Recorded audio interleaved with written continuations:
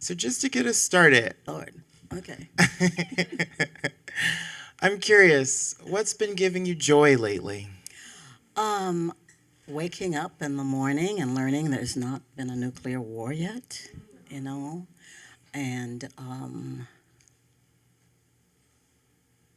yeah, yeah, and the crows have left the secret garden in the back of my house. Those crows were so mean; they would talk about you the moment you walked out the door. They do. You know, anybody who's had crows in their courtyard or their garden knows what I'm talking about.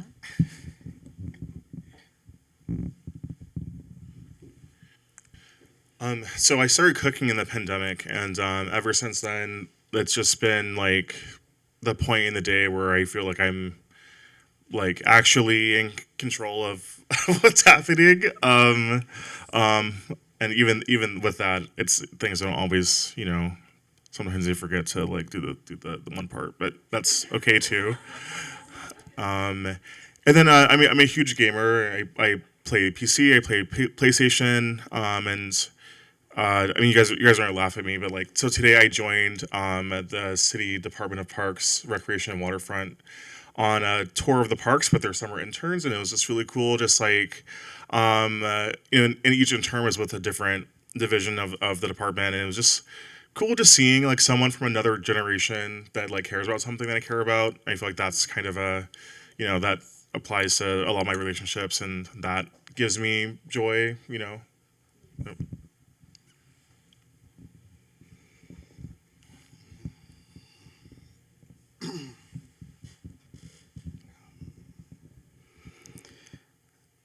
Hi again. Um, it's giving me joy. Well, one of the ways that I experience joy is joy as the like mother of all emotions, and so one of the things that's been really important, and actually like, right now, um, at the beginning of the year, something that I wanted to do was like do something in a museum, and this beautiful human right here invited me to Better Ancestors that I then found out was being held here at the MoAD. Um, and and I often I'm very private, like I'm very quiet. And so I do things and I often don't invite people. Um, it's a very true thing.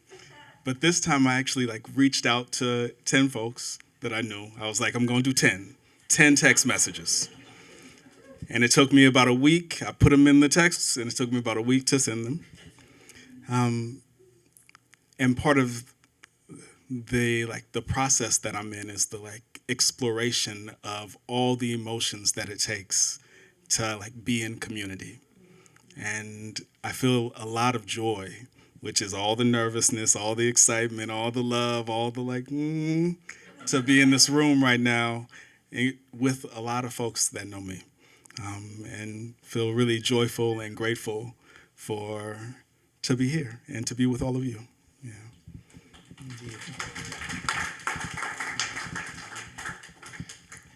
My next question is, if you could complete the sentence, love is.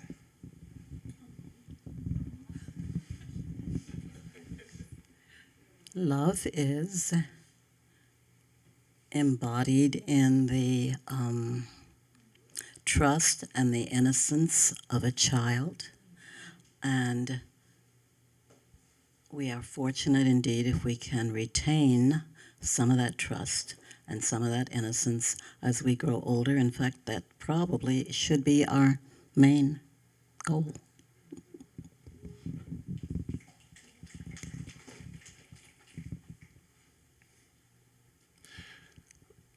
There's no way I can have like 12 minutes to like like workshop this.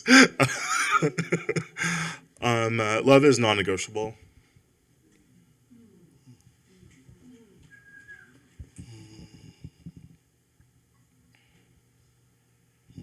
Interesting. So I'm going to go back to what I said before, which joy is the mother of all emotions. And joy does not show up unless all her children are welcome. And I think that love is that. It's like the welcoming of all of it. So, yeah. Yeah. Yeah, I ask these questions because as writers, we use writing as a vehicle for contemplation about the world and life. And these are all things that we're all thinking about and dealing with. And so I just want to just tap into the wisdom that is up here today.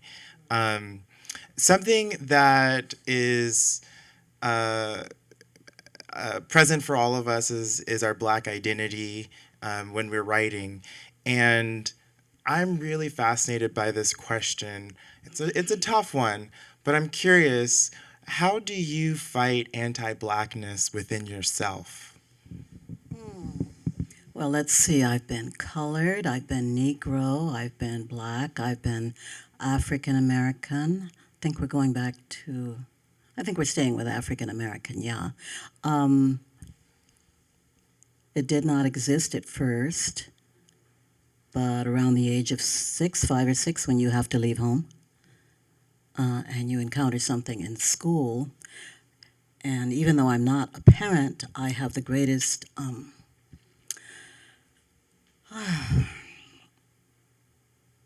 affinity for parents who send their kids out to school, and the first time the kid comes home and says, "Mommy, Daddy, what's an N or what's a K?"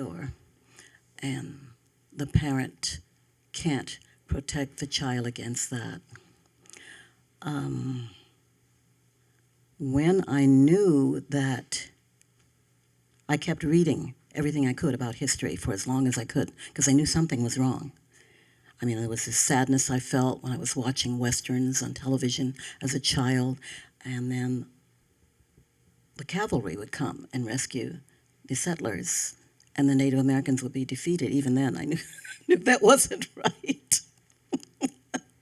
I felt something was wrong, but it took a very long time for me to understand what it was, and then longer for me to understand that it was harming me because I was fighting back with rage inside my body, which nearly did me in. And after I had to have surgery to protect my life, I literally looked up and said, "Is there another way?" And the Mother God's been guiding me ever since in different forms. She sent me all kinds of help. Yeah, so that's why there's a 20 verse poem about forgiveness in here. Or I could quote Betty Davis when she was asked about Joan Crawford, and she said, Joan Crawford is dead. And many of the people who made my life difficult, they're also dead, so.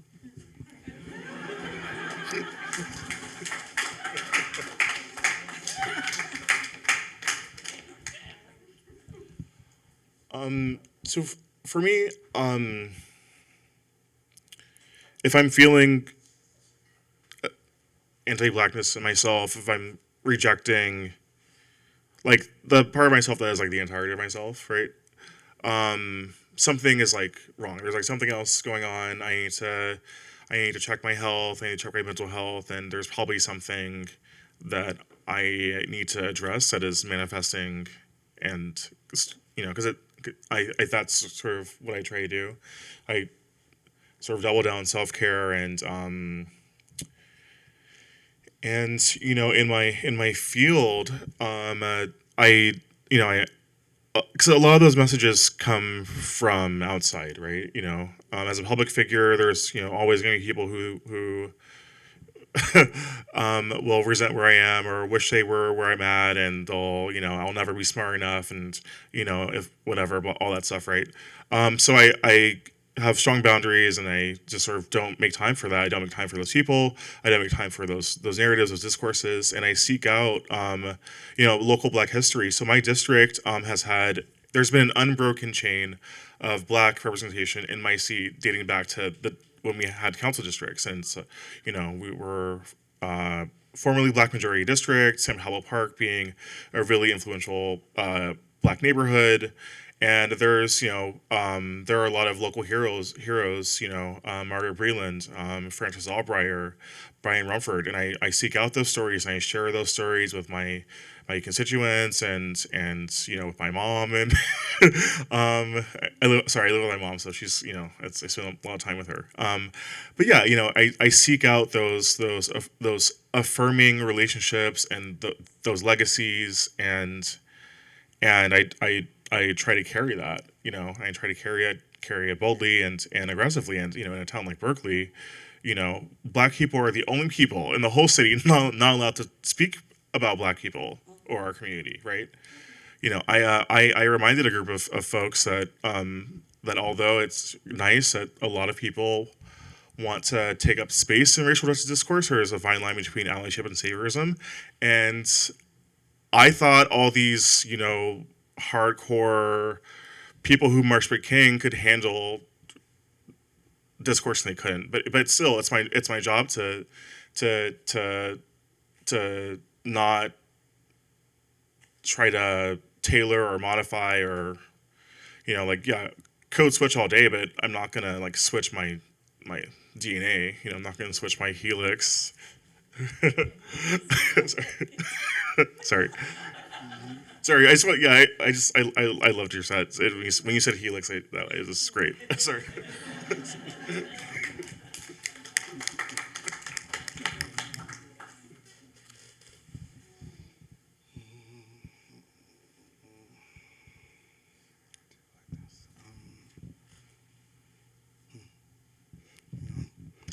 There are, again, kind of speaking on community and the people in this room, there are a lot of folks in this room that walk in their dignity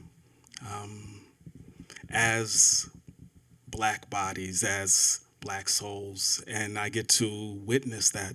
I get to be witness to integrity, to people swimming in this kind of supremacist air and still kind of mermaiding it out, have figured out a way to transform enough, to evolve enough, to be here. I think it takes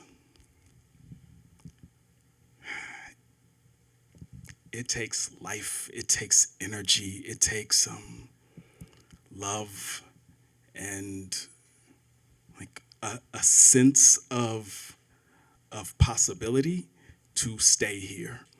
I feel like anti-Blackness can easily lead folks in bodies like ours to take our lives. And a lot of people are taking their lives because they have to be in this fucking country, in this world. And so having people that have found ways to survive and thrive here and to sit with them and to walk with them and to breathe in this air with them, that's, I think, for me, that's the primary way that I deal with any type of kind of internalized supremacy, whether it's around my Blackness, whether it's around my queerness, whether it's around my difference in ability or my fucking shyness or whatever the thing is. I like being with other human beings that are fucking doing this thing and have found a way to take it one day at a time, one step at a time. That's it. For me, at least, that's it. Yeah. Thank you. I just want to acknowledge, I asked this question and nobody was like, anti-Blackness in me? Really? Oh my God, what are you talking about, Charles? So I just want to acknowledge that experience and say, if it exists in Black people, white people, it's in you too. And so there's something to interrogate there. And And I hear that all of us shared this story of us having to learn and seek out other stories to challenge the anti-blackness that lives within ourselves as Black people. So I would like to open to the audience if there are any questions. Yeah, if I sure. I love those questions. I love those answers. And I want to know, one, like, oh, so I could also just. I know. It's just because it's being recorded. Oh, it's being recorded. Okay. All right. I also just want to know, one, what led you to the questions, and also your answers. Oh my gosh. Okay, sure. What led me to the questions was, this is kind of what I was saying in the beginning, is I really wanted to acknowledge the wisdom that's in the room here. And these are questions that I think about for myself as well. So what's been bringing me joy right now is the work that I've been doing. I feel very alive. I feel like I'm doing what I dreamed. I feel like I'm manifesting what I want for my life. So being here is a part of that. So that's definitely bringing me joy. I think that love is acceptance. And I realized I received some coaching to challenge all the ways in which I don't accept people in my life. And then I realized how much more love there was to give in my life. And then the question about anti-blackness, I think we also talked on that too, is I think writing, well, I'll add to that, but writing makes me more Black. Writing makes me accept my Blackness in powerful ways. I was just in Brazil in May, and there's a Brazilian rapper called Emicida, and his music is very pro-Black. And it felt like a pilgrimage to go see him perform live and be in this space where Brazil's on this different timeline than we are in the United States around understanding Blackness and how it exists in society, where here in the United States, the way we were colonized, Black people have a shared culture and identity. It means something in a unified way. Like, so many things. 2 or more Black people gather in a room and you sing happy birthday, you're going to get what? The Stevie Wonder version. Thank you. Okay. And 94% of Black people vote Democratic. Like, no other ethnic minority is so aligned politically, culture, like in this way, right? So they're in the United States. It's not the same in Brazil. You know, if I go to a Black Thanksgiving, I know that I'm going to get sweet potato pie, not pumpkin pie, right? Like, we know these things, and I can say that. You guys know what I'm talking about. That's not the experience of Blackness in Brazil. And Brazil, they the Portuguese colonized Brazil differently across this country. And so it Black people since the end of slavery have not felt like a unified group, because not the same food, not the same religion, not the same language. And now it's just really beautiful to just see Black Brazilians now identifying as Black, and just the power of that. And through that examination also learning about okay, I'm also challenging these too, and it just feels really life affirming to just be in this shared space with them in that journey as well.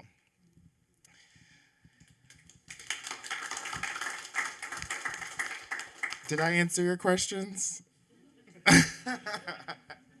Any other ones?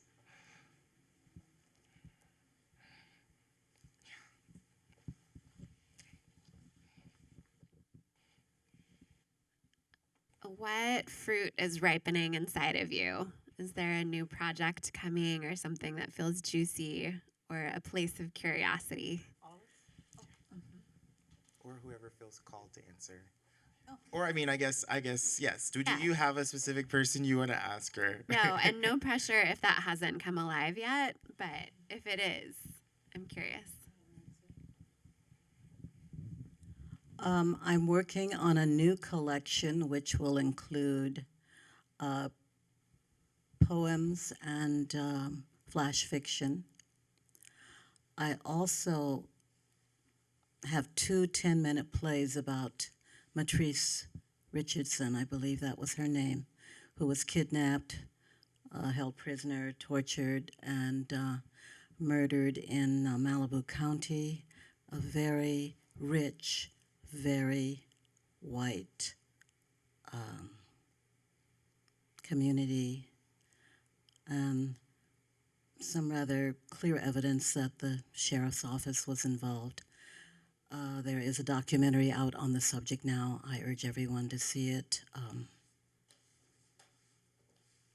So if you didn't feel unsafe before, after finding out what happened to her, you will feel very unsafe as a young woman of color.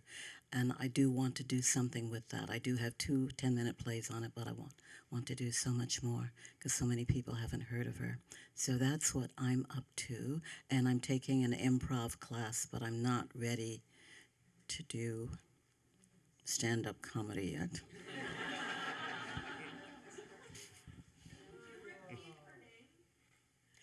Matrice, Matrice, Richard's son, I believe it is.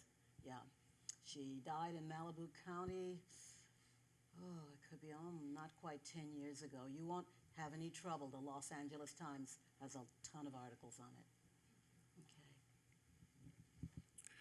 it. Okay. I was sort of laughing earlier because the first answer I had was debt. Like debt is like ripening inside me. Sorry.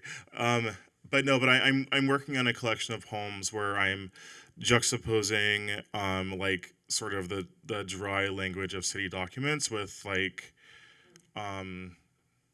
my like bootleg travel blogging and going going to hotels, just collide those two worlds together and sort of see how it goes.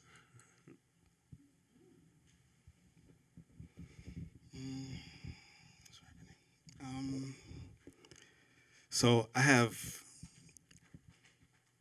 because of my tendency to move really slow,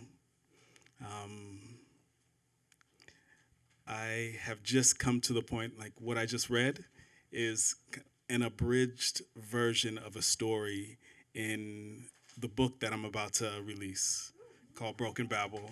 And I've been working on it for about a decade. And so that is quite ripe. It's like wine ripe. There's a deck that I have as well that is, I call it a book as well, the purple leather phone book that is also complete. And so most likely those will come out together.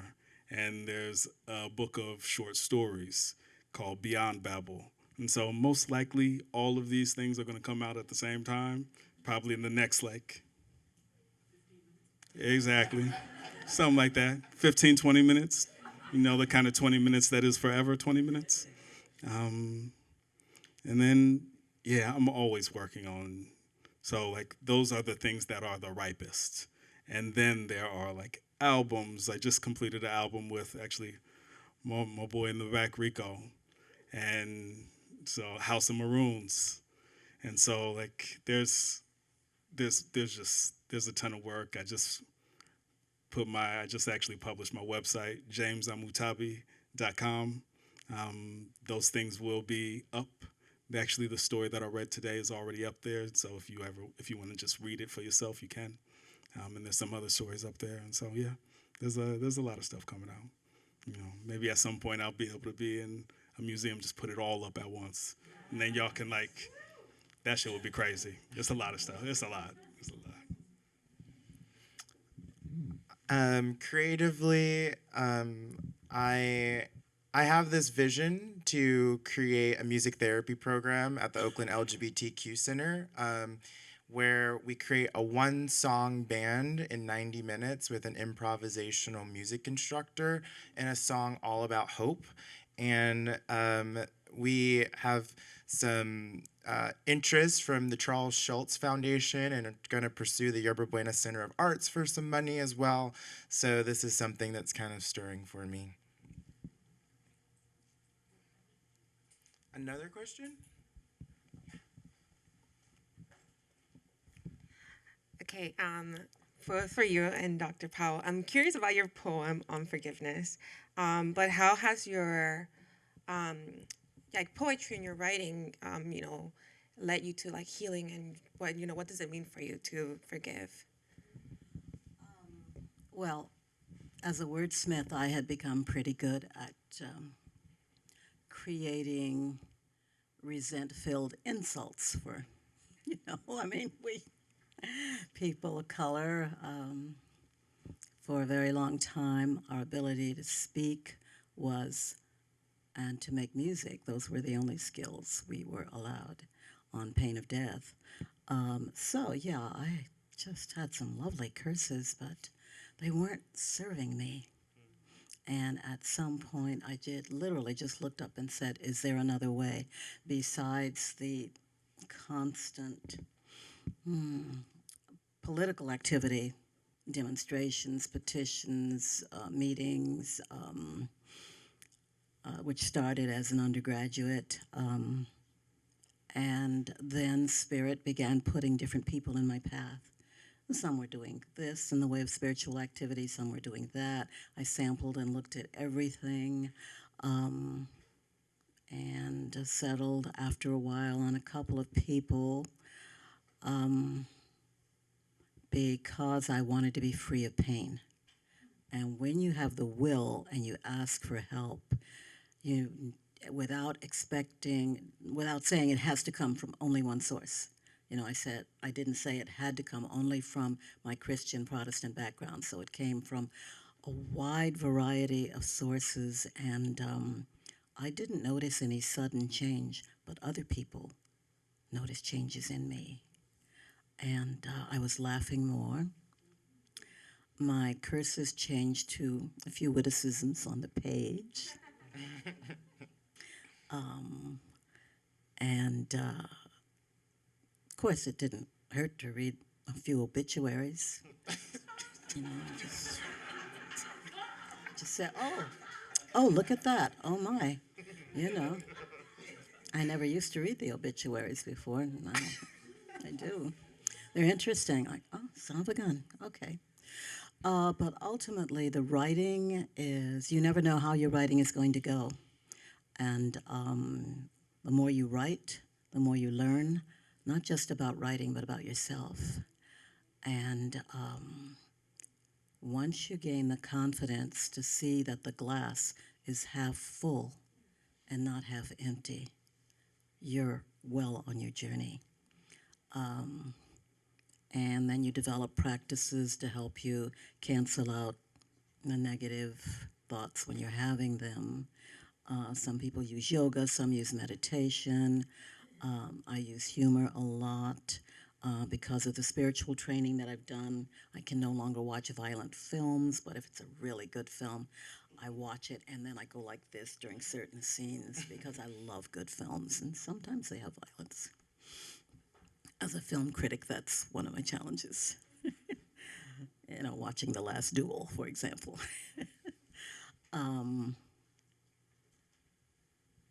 it just progressed. I started meeting a different kind of person. I started having different thoughts, trained as a healer. Still can't give up meat, sorry. But I'm working on it. And yeah. And then one day you don't even remember when it started. You wake up happy. There you go. So if you need more detail, we can talk.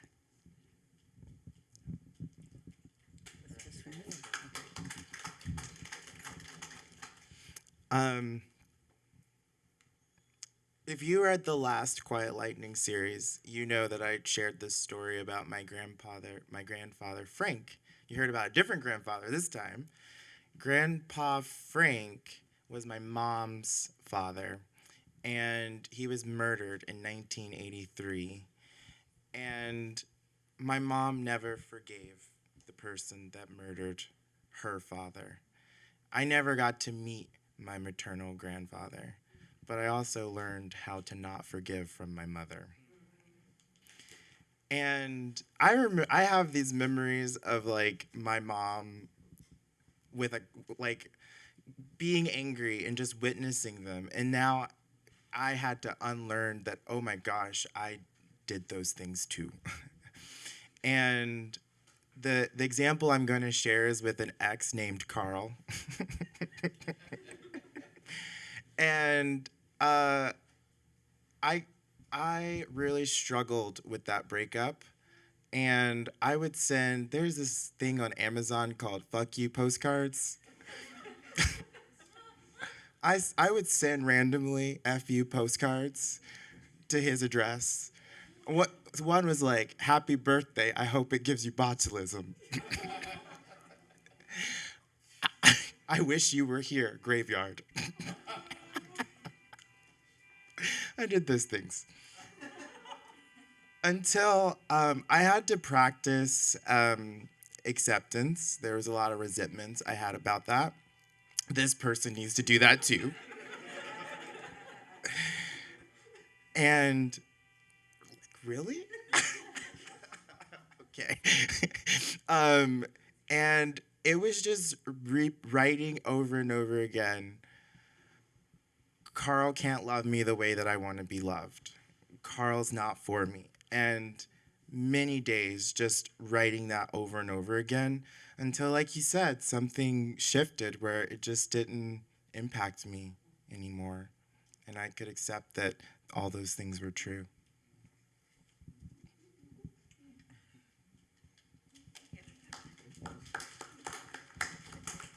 I could add that one of the most powerful examples was how the enslaved people used Christianity. It was supposed to be a tool to enslave them, but although they'd all been separated from family in North America and village, they pooled their different resources to develop new ways of communicating. When drums were banned, for example, and they took this new religion and used it as a form of strength as well as a form of communication. Yeah. You're the person we invite to Thanksgiving that brings it all the way back to slavery every time. Does anyone else have any other questions? I love it.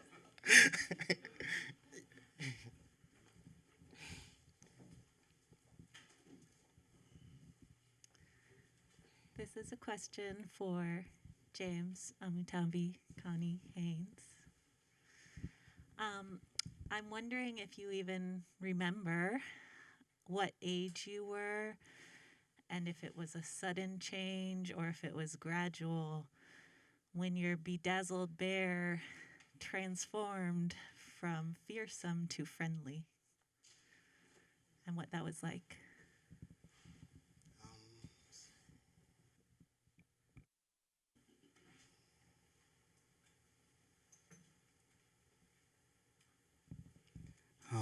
I'm pretty sure the first time I had that dream, I was around 7. And it was many years. Like, we all go through some really fucking serious things as children.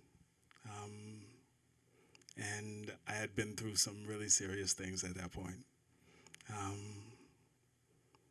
And I feel like I was doing my best to process kind of all the fear and hurt and anger and powerlessness that was present. Um, and and so yes, this is a very vulnerable thing to share.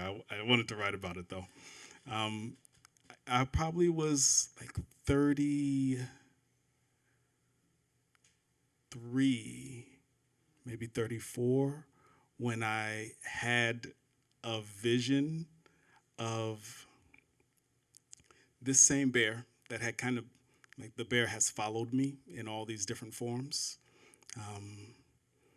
Where I had this vision of like a 3-story tall, like, bear covered in jewels.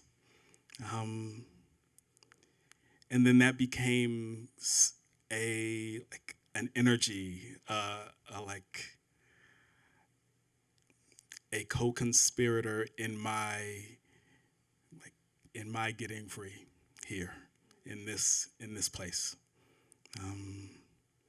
And what that looked like essentially it was different practices like meditation and dance and play and a ton of art and taking my time, which meant, like, in many, wow, this is a lot of things. It meant that I, for the last 20 years, have lived off of about $5,000 a year. And that was the most that I could really let myself make, and the most I could let myself work. And that was usually like 2 jobs where I would facilitate. Most everything else was free.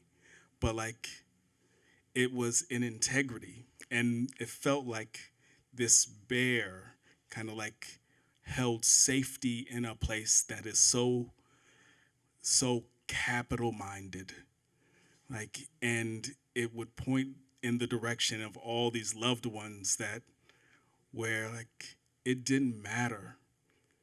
Like, what mattered was that I take my time and I find my body and I like feel myself in the seat and feel my breath and write and make art and yeah, so that's 7 to now. Like, and there were many years where, of course, like, I had no idea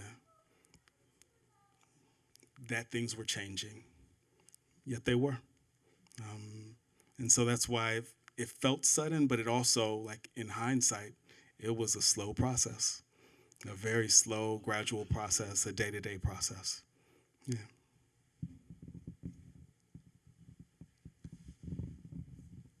Do we have time for another question, Evan? One more. Yes.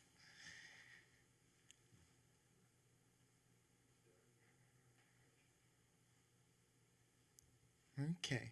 Well, I have one. If you guys could just remind us one more time where we can find your work and how we can stay in community with you. Okay. I have a website, and Jeanne-Powell.com. And Jean is spelled the French way, Jeanne -Powell.com. I also do film reviews for Stark Insider, starkinsider.com. And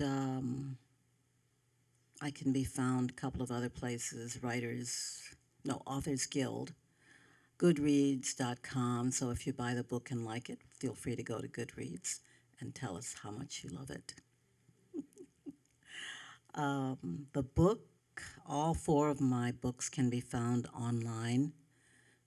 Don't go to Amazon unless you just have to support local bookstores. You can special order through your local bookstore if the 5 copies out there are sold. There's an extra copy here. Yeah, and I'm supposed to list my features at Poets and Writers, and I always forget, but I send out tons of emails. Well, for city stuff, you can find me at terrytaplin.com. It's just my name. I gave my name to my council member webpage. I have poems in Base Journal, BAEST, online, in Fence Journal and print. My book C3I is coming out with Nyan Editions. You can find them on SPD, Small Press Distribution. I'm on social media. You can find some poems, some performances on YouTube. You can actually find like a Quiet Lightning performance from 2014 with me on YouTube, searching my name. You can find me on Twitter for sure. It's where I, although now I'm on, my staff says now I'm on Threads, so I'm definitely on Twitter for sure, and Instagram. I have two Instagrams, Kelp Gardens, which is like, you know, my real self, and then Councilmember Terry Taplin for my like civic self, which is also real, but you know, a lot less like entertaining. Um,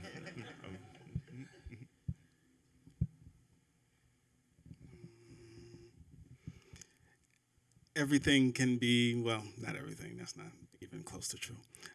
You can go to James Amutabi, that's how you spell James Amutabi, no spaces.com. And like, if you actually want a book, what I would say is write down amutabi.haines@gmail.com. Because what I'm going to do is I have a press, but I don't think I'm going to go with them. The relationship doesn't quite feel aligned quite yet. So I'm going to do like artist prints of the book, where I'm going to like make each book somewhat different so that each person gets something that is unique for them. And I just got the idea a few days ago where I'm going to do my best to sell 1,000 copies like that. And so that's the trajectory. And so, yeah, if you want a book, amutabi.haines@gmail.com. You can go to James Amutabi. I think there's a like place where you can contact me. And yeah, and then just check out what's happening. All of it's going to be coming out. I'll also, if you go to that or email me, I've been making plans to do daily affirmations where you can get a direct phone call. And so if you reach out to me, you'll probably get like poems or words. I've been teaching meditation and mindfulness for like 20 years. I've been, you know, most of it just me doing me, and teaching theater of the press with folks in here and kind of doing that type of thing. Like a lot of games, a lot of like exploration, a lot of somatic work. And so kind of the message will be in that realm. And so, yeah, holla at me.